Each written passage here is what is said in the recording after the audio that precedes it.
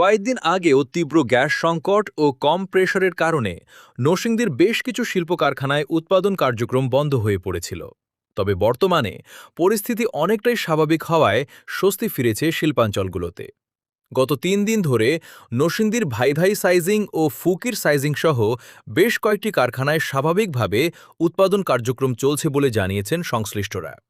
কারখানা মালিকদের দাবি, উৎপাদন চালু রাখতে গ্যাসের প্রয়োজনীয় প্রেশার ৪ থেকে ৫ কেজি, তবে বর্তমানে তারা গ্যাস পাচ্ছেন প্রায় ৩ থেকে ৩.৫ কেজি প্রেশারে। এই প্রেশারে উৎপাদন কিছুটা সীমিত হলেও কোনোভাবে কারখানা চালিয়ে নেওয়া সম্ভব হচ্ছে বলে জানান তারা। তাদের প্রত্যাশা, আগামী দিনগুলোতেও যদি গ্যাসের সরবরাহ ও প্রেশার বর্তমান অবস্থার মতো থাকে, তাহলে কারখানাগুলো কোনো রকমে উৎপাদন চালিয়ে যেতে পারবে। তবে প্রেশার আরও কমে গেলে আবারও উৎপাদন ব্যাহত হওয়ার আশঙ্কা রয়েছে। গ্যাস পরিস্থিতির এই উন্নতিতে স্বস্তি প্রকাশ করেছেন কারখানা মালিক ও শ্রমিকরা। তাদের দাবি, শিল্প কারখানার উৎপাদন স্বাভাবিক রাখতে প্রয়োজনীয় গ্যাসের চাপ ও সরবরাহ অব্যাহত রাখা হোক।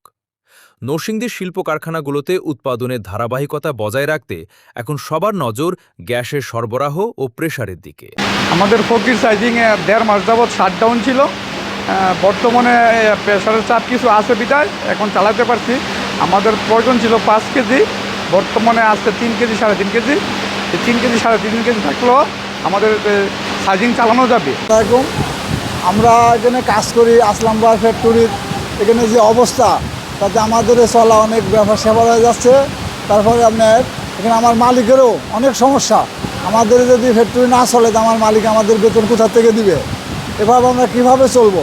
আপনারা যে একটু গ্যাস আইসে আজকে 3-4 দিন ধরে মোটামুটি আছে, কিন্তু এভাবেও যদি রাখেন তাহলে আমরা ডাল ভাত খাইতে পারবো। তাছাড়া আমার ফ্যাক্টরি কীভাবে চলবো? আমরা তো পারি না। গত 1.5 মাস যাবৎ আমাদের কাজ বন্ধ, তো এখন গত 3-4 দিন ধরে কাজ চলতেছে। আর এভাবে যদি চলতে থাকে তাহলে আমরা খেয়ে পরে বাঁচতে পারবো। যেখানে আমাদের 5 কেজি প্রেশার দরকার, সেখানে আমরা 3 কেজি 3.5 কেজি প্রেশার পাচ্ছি।